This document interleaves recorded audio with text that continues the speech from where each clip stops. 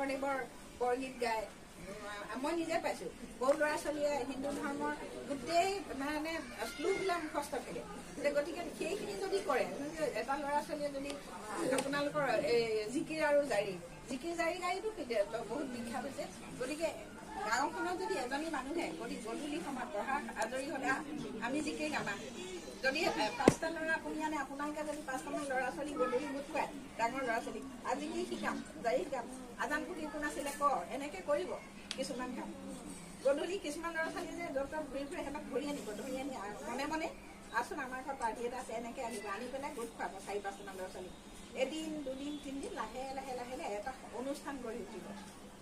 আপোনালোকৰ ঘৰে ঘৰে এটা অনুষ্ঠান গঢ়ি উঠিব নহয় জানো বাইদেউ গতিকে সেইখিনি কৰাটো আমাৰ মাতৃসকলৰ কৰ্তব্য আমাৰ মাতৃ আগবাঢ়ি আহিলে পিতৃ আগবাঢ়ি যাব আগতে মাক পিছতে দেউতাক কাৰণ ঈশ্বৰে নাৰীক